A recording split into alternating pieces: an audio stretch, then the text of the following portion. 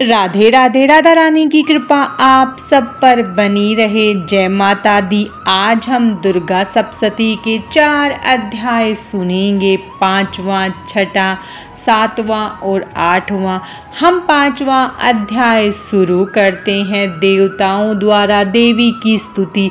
चंड मुंड के मुख से अंबिका के रूप की प्रशंसा सुनकर शुंभ का उनके पास दूत भेजना और दूत का निराश लौटना ध्यान, जो अपने कर कमलों में घंटा, शूल, हल, शंख, मूषल, चक्र, धनुष और बाण धारण करती है। शरद ऋतु के शोभा संपन्न चंद्रमा के समान जिनकी मनोहर कांति है, जो तीनों लोकों की आधारभूता और शुंभ आदि दैत्यों का नाश करने वाली है, तथा गौरी के शरीर से जिसका प्रकट्य हुआ है, उन महासरस्वती देवी का मैं निरंतर ध्यान करती हूँ। देवी का ध्यान करने के पश्चात 5वें अध्याय का पाठ आरंभ करें। ऋषि कहने लगे, प्राचीन समय में शुंभ और निशुंभ नामक असुरों ने अपने बल के मद में आकर इंद्र के हाथ से तीनों लोकों का राज्य और यज्ञ भाग छीन लिए।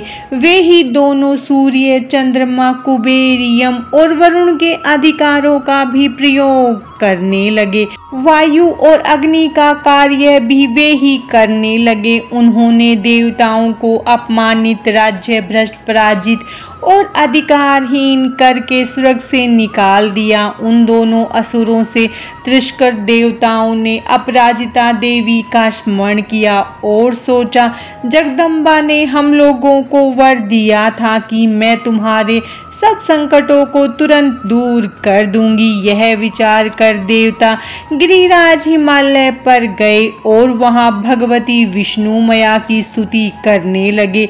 देवता बोले, देवी आपको नमस्कार है। महादेवी शिवा को सर्वदा नमस्कार है। प्रकृति एवं भद्रा को प्रणाम है। हम नियम पूर्वक जगदम्बा को नमस्कार करते हैं। रुद्रा को नमस्कार है। नित्या, गौरी एवं धात्री को बार बार नमस्कार है। ज्योत्सनामयी, चंद्र रूपिणी एवं सुख स्वरूपा देवी को देव प्रणाम है। शरणागतों का कल्याण करने वाली एवं सिद्ध रूपा देवी को बारंबार नमस्कार करते हैं। राक्षसों की लक्ष्मी, राजाओं की लक्ष्मी तथा शिव पत्नी स्वरूपा आप जगदम्बा को बार बार नमस्कार है। दुर्गा, दुर्गम संकट से पार करने वाली, सारा सबकी सारभूता, सर्वकारिणी, ख्याति, कृष्णा और धूम्रा देवी को सर्वदा नमस्कार है।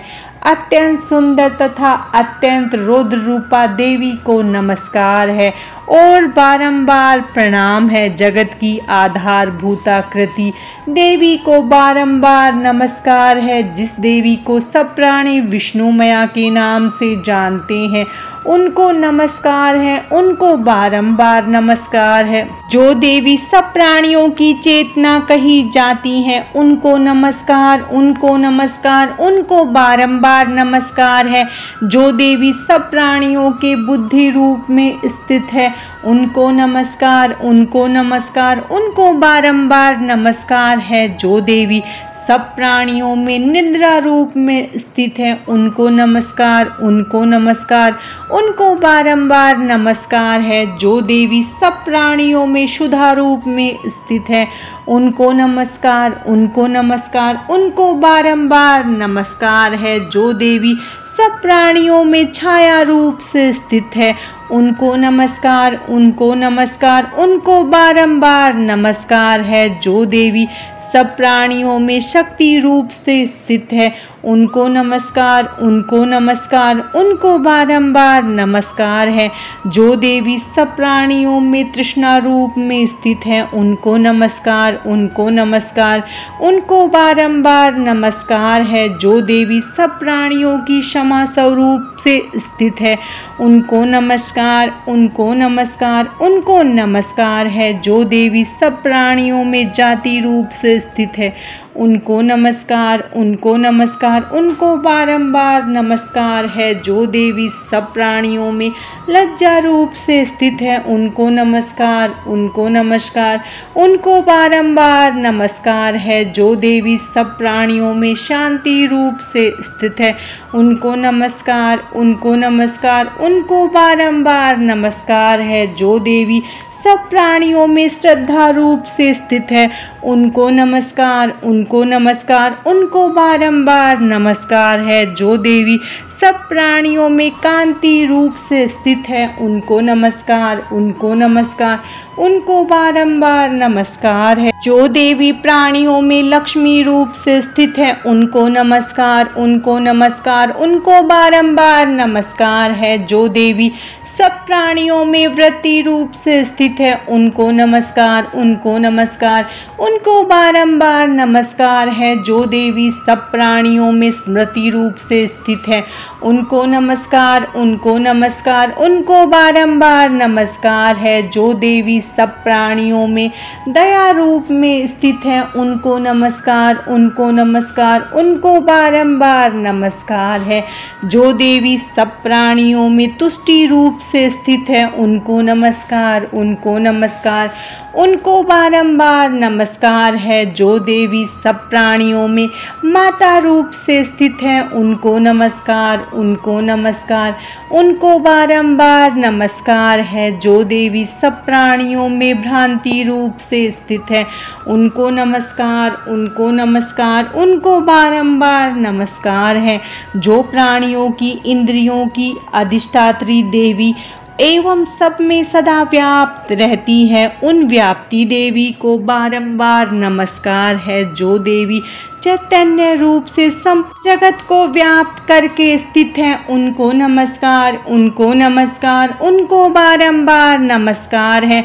पूर्व काल में अपने मनोरथों की सिद्धि के लिए देवताओं ने जिनकी स्तुति की तथा देवराज इंद्र बहुत दिनों तक जिनकी सेवा करता रहा, वह मंगल रूपा परमेश्वरी हमारा कल्याण और मंगल करे तथा हमारी आपत्तियों का नाश करे। उद्दंड दैत्यों के सताए हुए हम सभी देवता जिन परमेश्वरी को इस समय नमस्कार करते हैं तथा जो भक्ति से विनम्र पुरुषों द्वारा स्मरण किए जाने पर तत्काल ही समस्त विपत्तियों का नाश कर देती हैं, वे जगदम्बा हमारा संकट दूर करे। ऋषि कहते हैं, राजन, इस प्रकार जब देवता स्तुति कर रहे थे, उस समय पार्वती देवी गंगा जी के जल में स्नान करने के लिए वहां आई। उस सुंदर बाहों वाली पार्वती ने देवताओं से पूछा, आप लोग यहाँ किसकी स्तुति करते हैं? तब उन्हीं के शरीर कोश से प्रकट हुई शिवा देवी बोली, शुंभ दैत्य से तिरस्कृत और युद्ध में निशुंभ से पराजित हो यहाँ एकत्रित हुए ये समस्त देवता यह मेरी ही स्तुति कर रहे हैं। पार्वती जी के शरीर कोश से अंबिका का प्रादुर्भाव हुआ था, इसीलिए वे समस्त लोकों में कौशिकी कही जाती है। कौशिकी के प्रकट होने के बाद पार्वती देवी का शरीर काले रंग का हो गया, अतः वे हिमालय पर रहने वाली कालिका देवी के नाम से विख्यात हुई। तदंतर शुंभ निशुंभ के भृत्य चंड मुंड वहां आ गए और उन्होंने परम मनोहर रूप धारण करने वाली अंबिका देवी को देखा। फिर वे शुंभ के पास जाकर बोले, महाराज, एक अत्यंत सुंदर स्त्री है जो अपनी दिव्य कांति से हिमालय को प्रकाशित कर रही है। वैसा उत्तम रूप कहीं किसी ने भी नहीं देखा होगा। असुरेश्वर, पता लगाइए वह देवी कौन है और उसे ले लीजिए। वह स्त्री क्या है? रतन ही है। उसका प्रत्येक अंग बहुत ही सुंदर है तथा वह अपने श्री अंगों की दिव्य कांति से संपूर्ण दिशाओं को प्रकाशित कर रही है। दैत्यराज, अभी वह हिमालय पर ही मौजूद है, आप उसे देख सकते हैं। प्रभु, तीनों लोकों में मणि, हाथी, घोड़े आदि जितने भी रत्न हैं वे सब इस समय आपके घर में शोभा पाते हैं। श्रेष्ठ हाथी ऐरावत, यह पारिजात का वृक्ष और यह उच्च शर्वा घोड़ा, यह सब आपने इंद्र से ले लिया है। हंसों से जुता हुआ यह विमान भी आपके आंगन में शोभा पाता है। यह रत्नभूत अद्भुत विमान जो पहले ब्रह्मा जी के पास था, अब आप यहाँ ले आए हैं। महापद निधि भी आप कुबेर से छीन लाए हैं। समुद्र ने भी आपको केसर की सुगंध वाले किंजकलनी नाम की माला भेंट की है, जिसके कमल कभी कुम्हलाते नहीं है। स्वर्ण की वर्षा करने वाला वरुण का छत्र भी आपके घर में शोभा पा रहा, तथा प्रजापति का श्रेष्ठ रथ भी वह आपके पास है। दैत्येश्वर वरुण का पास और समुद्र में होने वाले सब प्रकार के रत्न आपके भाई निशुम्भ के अधिकार में आ गए हैं। अग्नि ने भी स्वयं युद्ध करके 2 अस्त्र आपको दिए हैं। दैत्यराज, इस प्रकार सभी रत्न आपने एकत्रित कर लिए हैं। फिर जो यह रतन रूप देवी है, इसे आप क्यों नहीं अपने अधिकार में कर लेते हैं। ऋषि कहते हैं, चंडमुंड का यह वचन सुनकर शुंभ ने महाअसुर सुग्रीव को दूत बनाकर देवी के पास भेजा और कहा, तुम मेरी ओर से उससे यह बातें कह देना और ऐसा उपाय करना जिससे प्रसन्न होकर वह शीघ्र ही यहाँ आ जाए। वह दूत पर्वत के अत्यंत रमणीय प्रदेश में जहाँ देवी बैठी थी वहाँ गया और मधुर वाणी में कोमल वचन बोला। दूत बोला, देवी दैत्यों के राजा शुंभ इस समय तीनों लोकों के परमेश्वर है। मैं उन्हीं का भेजा हुआ दूत हूँ और यहाँ तुम्हारे पास आया हूँ। उनकी आज्ञा सदा सब देवता एक स्वर में मानते हैं। वे संपूर्ण देवताओं को परास्त कर चुके हैं। उन्होंने तुम्हारे लिए जो संदेश दिया है उसे सुनो। संपूर्ण त्रिलोकी मेरे अधिकार में है। देवता भी मेरी आज्ञा के अधीन चलते हैं। संपूर्ण यज्ञों के भाग को मैं ही पृथक पृथक भोगता हूँ। तीनों लोकों में जितने उत्तम रतन है, उच्च सर्वा नामक श्रेष्ठ अश्व, उसे देवताओं ने मेरे पैरों पर पड़कर समर्पित किया है। सुंदरी, उनके सिवा और भी जितने रतन है, श्रेष्ठ पदार्थ देवताओं, गंधर्वों और नागों के पास थे, वे सब मेरे ही पास आ गए हैं। देवी, हम लोग तुम्हें संसार की स्त्रियों में रतन मानते हैं, अतः तुम हमारे पास आ जाओ, क्योंकि रत्नों का उपभोग करने वाले हम ही हैं। चंचल कटाक्षों वाली सुंदरी, तुम मेरी या मेरे भाई महापराक्रमी निशुम्भ की सेवा में आ जाओ, क्योंकि तुम रतन स्वरूपा हो। मेरा वरण करने से तुम्हें अतुल्य ऐश्वर्य प्राप्त होगा। अपनी बुद्धि से इस बात पर विचार करके मुझसे विवाह कर लो।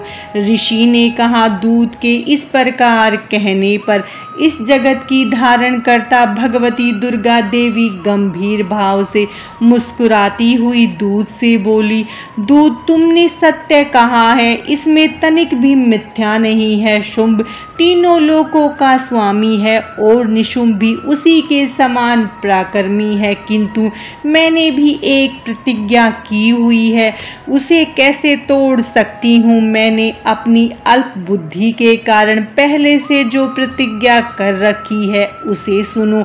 जो मुझे युद्ध में जीत लेगा, जो मेरे अभिमान को तोड़ देगा तथा संसार में जो मेरे समान बलवान होगा, वही मेरा स्वामी होगा। इसीलिए शुंभ अथवा महादैत्य निशुम्भ स्वयं ही यहाँ पधारे और मुझे संग्राम में जीत कर मेरा पाणी ग्रहण कर ले। इसमें देर करने की आवश्यकता नहीं है। दूत बोला, देवी, तुम घमंड से भरी हुई हो, मेरे सामने ऐसी बातें न करो। तीनों लोकों में कौन सा ऐसा पुरुष है जो शुंभ निशुम्भ का सामना कर सके। देवी, सारे देवता भी साधारण दैत्यों के समान नहीं ठहर सकते, किंतु तुम अकेली स्त्री हो होकर कैसे उनका सामना कर सकती हो। जिस शुंभ आदि दैत्यों के सामने इंद्र आदि सब देवता भी युद्ध में खड़े नहीं हुए, उनके सामने तुम स्त्री होकर कैसे जाओगी। इसलिए तुम मेरे ही कहने पर शुंभ निशुंभ के पास चली चलो। ऐसा करने से तुम्हारे गौरव की रक्षा होगी, अन्यथा जब वे केस पकड़कर घसीटेंगे तब तुम्हारी प्रतिष्ठा धूल में मिल जाएगी। देवी बोली, तुम्हारा कहना ठीक है, शुंभ बलवान है और निशुंभ भी बड़े पराक्रमी है, किंतु क्या करूं, मैंने पहले बिना सोचे समझे प्रतिज्ञा कर ली। अतः अब तुम जाओ, मैंने तुमसे जो कुछ कहा है वह अब असुरराज से आदरपूर्वक कहना, फिर वे जैसा उचित समझे वही करना। देवी दूत संवाद नामक 5वां अध्याय पूरा हुआ। अब हम 6ठा अध्याय सुनेंगे, धूम्लोचन वध। मैं सर्वेश्वर भैरव के अंग में निवास करने वाली परम उत्कृष्ट पद्मावती देवी का चिंतन करती हूँ। वे नागराज के आसन पर बैठी हुई, नागों के फणों से सुशोभित होने वाली मणियों की विशाल माला से उनकी देहलता उद्भाषित हो रही है। सूर्य के समान उनका तेज है, 3 नेत्र उनकी शोभा बढ़ा रहे हैं। वे हाथों में माला, कुंभ, कपाल, कमल लिए हुए हैं। इस प्रकार देवी का ध्यान करके 6ठे अध्याय का पाठ प्रारंभ करें। ऋषि कहने लगे, देवी का इस प्रकार वचन सुनकर दूत क्रोध से लाल होकर वहां से चला आया और दैत्यराज को सब समाचार विस्तार पूर्वक सुना दिया।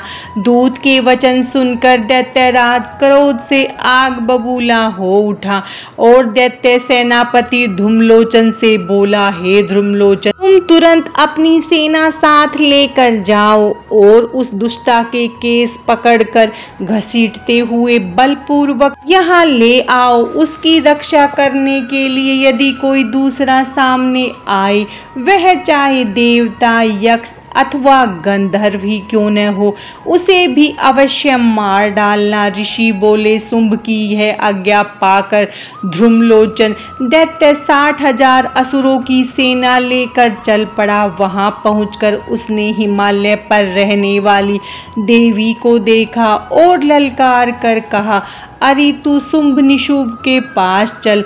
यदि इस समय क्षमता पूर्वक मेरे स्वामी के समीप नहीं चलेगी तो मैं बलपूर्वक चोटी पकड़कर घसीटते हुए तुझे ले चलूंगा। देवी बोली, तुम्हें दैत्यों के राजा ने भेजा है, तुम स्वयं भी बलवान हो और तुम्हारे साथ विशाल सेना भी है। ऐसी दशा में यदि मुझे बलपूर्वक ले चलोगे तो मैं तुम्हारा क्या कर सकती हूँ। ऋषि कहते हैं कि देवी के यूं कहने पर असुर धूम्लोचन उनकी ओर दौड़ा। तब अंबिका ने हुंकार के शब्द से उसे भस्म कर दिया। फिर तो क्रोध से भरी हुई दैत्यों की विशाल सेना और अंबिका ने एक दूसरे पर तीखे बाणों, शक्तियों, फरसों की वर्षा आरंभ कर दी। इतने में ही देवी का वाहन सिंह क्रोध में भरकर भयंकर गर्जना करके गर्दन के बालों को फटकारता हुआ असुरों की सेना में कूद पड़ा। उसने कुछ दैत्यों को पंजों की मार से, कितनों को जबड़ों से और कितने ही महादैत्यों को फटकार कर ओठ की दाढ़ों से फाड़ करके मार डाला। उस सिंह ने अपने नखों से कितनों के पेट फाड़ डाले और थप्पड़ मारकर कितनों के सिर धड़ से अलग कर दिए, कितनों की भुजाएं और मस्तक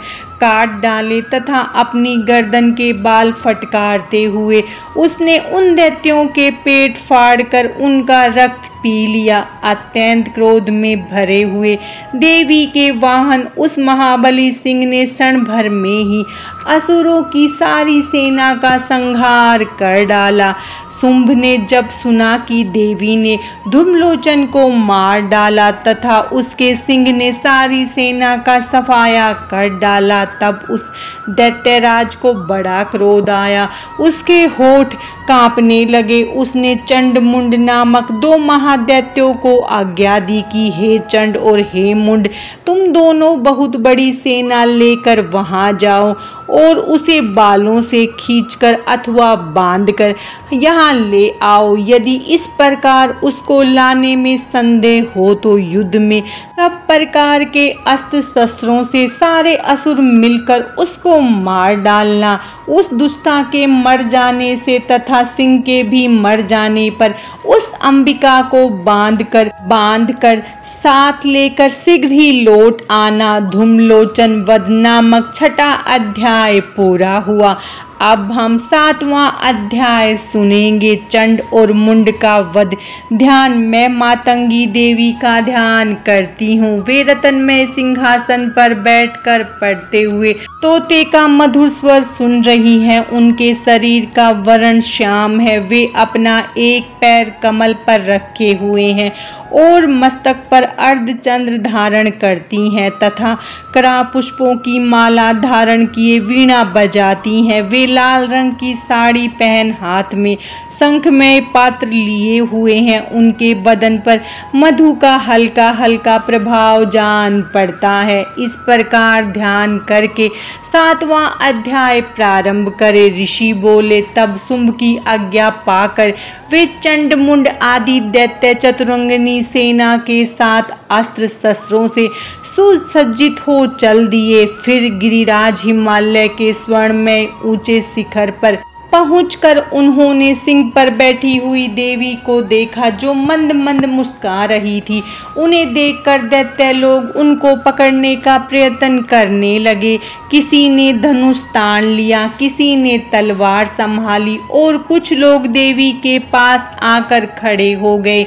उन शत्रुओं को देखकर अंबिका के क्रोध का पारा एकदम चढ़ गया। क्रोध से उनका मुख काला पड़ गया, भ्रुकुटियां चढ़ गई, जिससे तुरंत भयंकर मुख वाली काली प्रकट हुई जो तलवार और पास लिए हुए थी। वे विचित्र खटवांग धारण किए और चीते के चर्म की साड़ी पहन नरमुंडों की माला से विभूषित थी।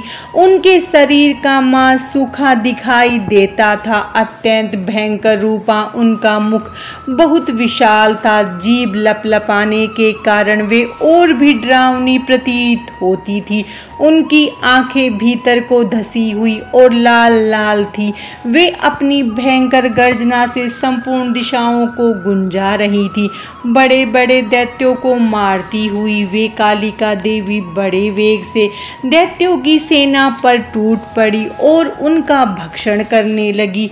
वे पार्श्व राक्षसों, अंकुशधारी महावतों, योद्धाओं और घंटा सहित कितने ही हाथियों को एक ही हाथ से पकड़कर मुंह में डाल लेती थी। इसी प्रकार घोड़े, रथ, सारथी के साथ रथी सैनिकों को मुंह में डालकर वे बड़े भयानक रूप से चबा डालती। किसी के बाल पकड़ती, किसी का गला दबा देती, किसी को पैरों से कुचल डालती और किसी को छाती के धक्के से गिराकर मार डालती थी। वे असुरों के छोड़े हुए बड़े बड़े अस्त्र शस्त्र मुंह से पकड़ लेती और दांतों से चबा डालती थी। काली ने बलवान और दुरात्मा दैत्यों की वह सारी सेना कुचल डाली, खा डाली और कितनों को मार भगाया। कोई तलवार के घाट उतारे गए, कोई खटवांग से पीटे गए और कितने ही असुर दांतों से कुचले गए। इसी प्रकार देवी ने असुरों की उस सारी सेना को क्षण भर में मार गिराया। यह देख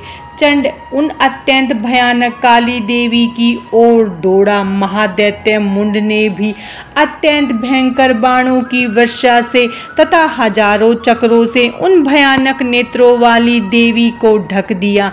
वे अनेक चक्र देवी के मुख में समाये हुए ऐसे दिखाई दिए मानो बहुत से सूर्य बिंब बादलों के पेट में समा जाते हैं। तब भयंकर गर्जना करने वाली काली ने अत्यंत रोष में भरकर विकट अट्टहास किया। उस समय उनके विकराल मुख के अंदर कठिनता से देखे जा सकने वाले दांतों के प्रकाश में वे दमक रही थी। देवी की बहुत बड़ी तलवार हाथ में लिए हैं का उच्चारण करके चंड पर धावा किया और उसके केस पकड़कर उसी तलवार से उसका सिर काट डाला। चंड को मारा गया देखकर मुंड भी देवी की ओर दौड़ा। तब देवी ने रोष में भरकर उसे भी तलवार की मार से धरती पर सुला दिया। महाबली चंड और मुंड को मारा गया देख मरने से बची हुई बाकी सेना भयभीत होकर चारों ओर भाग गई। तदंतर काली ने चंड और मुंड के कटे हुए सिर ले लिए और चंडिका के पास जाकर प्रचंड अट्टहास करते हुए कहा, देवी मैंने चंड और मुंड नामक दोनों महापशुओं को भेंट किया है। अब युद्ध रूपी यज्ञ में शुंभ और निशुंभ का तुम स्वयं ही वध करना।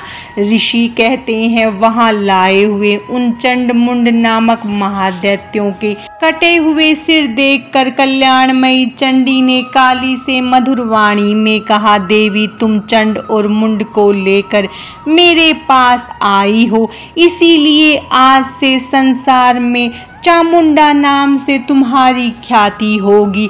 चंड मुंड वध नामक 7वां अध्याय पूरा हुआ। अब हम 8वां अध्याय सुनेंगे। रक्त बीज वध ध्यान अणिमा आदि सिद्धिमयी किरणों से आवर्त भवानी का ध्यान करती हूँ। उनके शरीर का रंग लाल है, नेत्रों में करुणा लहरा रही है तथा हाथों में पाश, अंकुश, बाण और धनुष शोभा पाते हैं।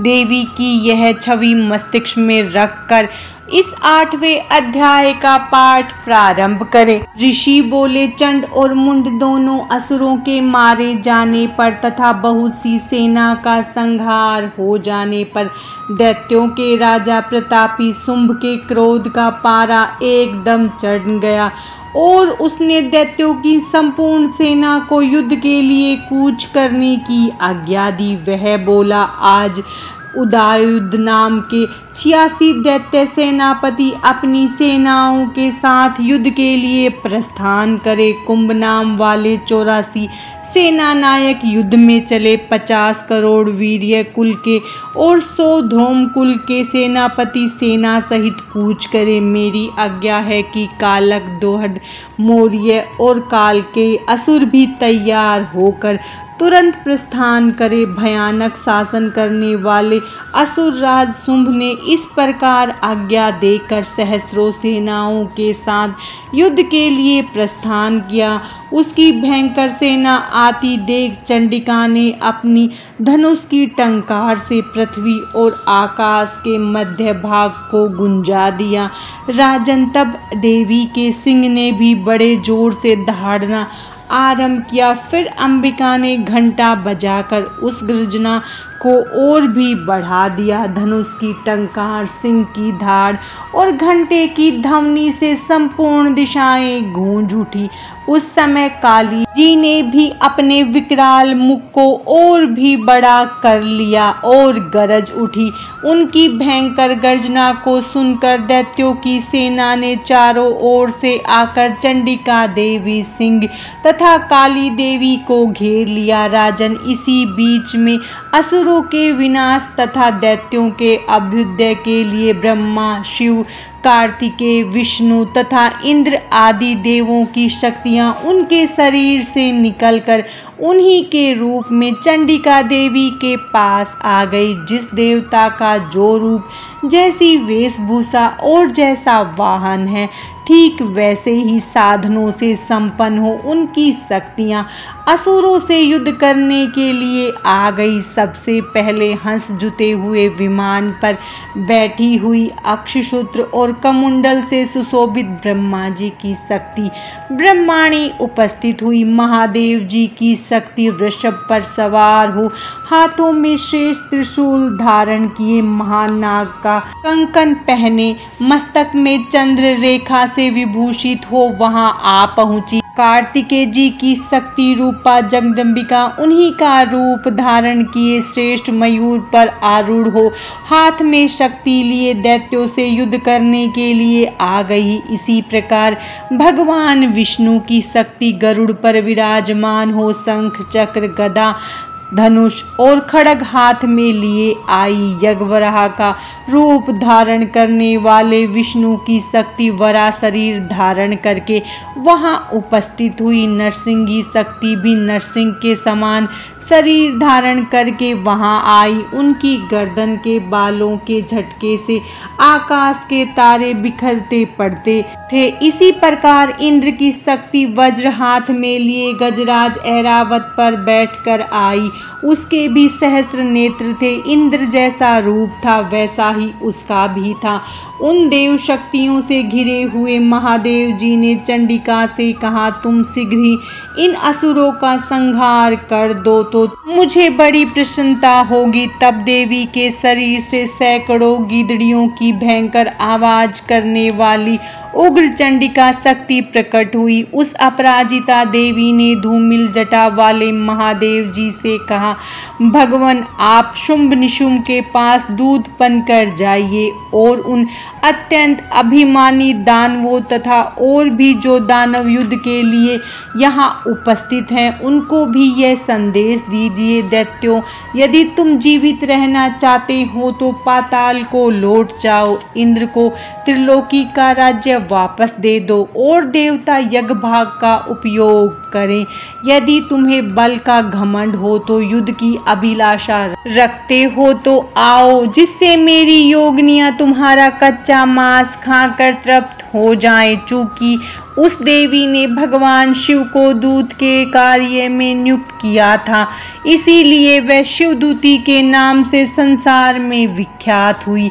वे महादैत्य भी भगवान शिव के मुंह से देवी के वचन सुनकर क्रोध में भर गए और जहाँ कात्यायनी विराजमान थी उस ओर बढ़े। तदंतर वे दैत्य क्रोध में भरकर पहले ही देवी के ऊपर बाण, शक्ति आदि अस्त्रों की वर्षा करने लगे। तब देवी ने भी खेल खेल में ही धनुष की टंकार की और उससे छोड़े गए बड़े बड़े बाणों द्वारा दैत्यों के चलाए हुए बाण, शूल, शक्ति और फर्शों को काट डाला। फिर काली उनके सामने आकर शत्रुओं को शूल के प्रहार से चीरने फाड़ने लगी और खटवांग से उनका कचुम्बर निकालती हुई रणभूमि में विचरने लगी। ब्रह्माणी भी जिस जिस ओर दौड़ती उसी ओर अपने कमंडल का जल छिड़क कर शत्रुओं के ओज और पराक्रम को नष्ट कर देती थी। महेश्वरी ने त्रिशूल से तथा वैष्णवी ने चक्र से और अत्यंत क्रोध से भरी हुई कुमार कार्तिकेय की शक्ति से दैत्यों का संहार आरंभ कर दिया। इंद्र शक्ति के वज्र प्रभाव से विदीर्ण हो सैकड़ों दैत्य दानव रक्त की धारा बहाते हुए पृथ्वी पर गिरने लगे। वराही शक्ति ने कितनों को अपनी थुथुन से मार कर गिराया, दाढ़ों के अग्रभाग से कितनों की छाती चीर डाली तथा कितने ही दैत्य उसके चक्र की चोट से मरकर गिर गए। नरसिंही भी दूसरे महादैत्यों को अपने नखों से फाड़ कर खाती और सिंहनाद से दिशाओं और आकाश को गुंजाती हुई युद्ध क्षेत्र में विचरने लगी। कितने ही असुर शिवदूती के प्रचंड अट्टहास से भयभीत होकर पृथ्वी पर गिर पड़े और शिवदूती उनको अपना भोजन बनाती चली गई। इस प्रकार क्रोध में भरे हुए मर्तगणों को बड़े बड़े असुरों का संहार करते देख दैत्य सैनिक भाग खड़े हुए। मातृगणों की करारी मार के कारण दैत्यों को युद्ध से भागते देख रक्तबीज नामक महादैत्य क्रोध में भरकर युद्ध करने के लिए आया। उसके शरीर से जब रक्त की एक बूंद पृथ्वी पर गिरती तब उसी के समान शक्तिशाली एक दूसरा महादैत्य पृथ्वी पर पैदा हो जाता। महाअसुर रक्तबीज इंद्र शक्ति इंद्रिय के साथ युद्ध करने लगा। तब इंद्री ने अपने वज्र से रक्तबीज को मारा। वज्र से घायल होने पर उसके शरीर से बहुत सा रक्त चूने लगा और उससे उसी के समान रूप वाले पराक्रम वाले योद्धा उत्पन्न होने लगे। उसके शरीर से रक्त की जितनी बूंदें गिरी, उनसे उतने ही रक्त बीज के समान बलवान तथा पराक्रमी पुरुष उत्पन्न हो गए।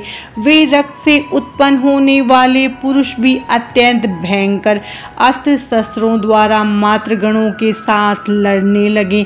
इंद्री की गदा के प्रहार से जब उसका मस्तक फट गया, तब रक्त बहने लगा, जिससे हजारों दैत्य उत्पन्न हो गए।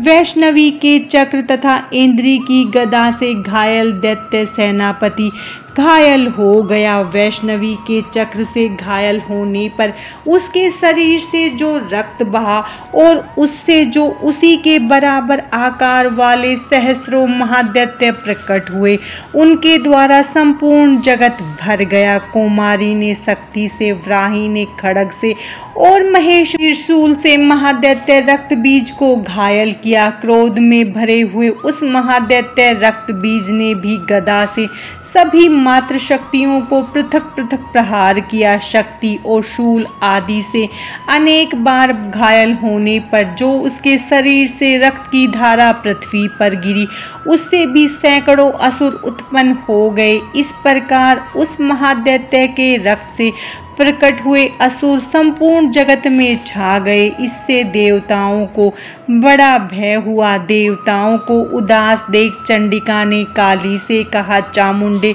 तुम अपना मुख और भी फैलाओ तथा मेरे शस्त्र की मार से गिरने वाले रक्त बिंदुओं और उनसे उत्पन्न होने वाले महादैत्यों को तुम अपने इस भूखे मुख में खाती जाओ। इस प्रकार रक्त से उत्पन्न होने वाले महादैत्यों का भक्षण करती हुई तुम रण में विचरती रहो। ऐसा करने से उस दैत्य का सारा रक्त क्षीण हो जाने पर वह स्वयं ही नष्ट हो जाएगा। उन भयंकर दैत्यों को जब तुम खाओगी, तब दूसरे नए दैत्य उत्पन्न नहीं हो सकेंगे। काली के यूं कहकर चंडिका देवी ने शूल से रक्त बीज को मारा और काली ने अपने मुख में उसका रक्त ले लिया। तब उसने वहां चंडिका पर गदा से प्रहार किया, किंतु उस गदापात से देवी को तनिक भी चोट नहीं लगी। रक्त बीज के घायल शरीर से बहुत सारा रक्त गिरा, किंतु जो ही वह गिरा त्यों ही चामुंडा ने उसे पी लिया। रक्त गिरने से जो महादैत्य उत्पन्न हुए, उन्हें भी काली खाती चली गई और उसने रक्त बीज का रक्त भी पी लिया। तब देवी ने रक्त बीज को, जिसका रक्त चामुंडा ने पी लिया था, वज्र, बाण, खड्ग आदि से मार डाला। राजन, इस प्रकार शस्त्रों के आहत हुए रक्त बीज धरती पर गिर पड़ा। नरेश्वर, उसकी मृत्यु से देवताओं को अनुपम हर्ष हुआ और मातृगण उन असुरों के रक्तपान के मदद से उन्मत्त होकर नृत्य करने लगा। रक्त बीज वध नामक 8वां अध्याय पूरा हुआ। माता रानी की कृपा आप सब पर बनी रहे। जय माता दी। राधे राधे।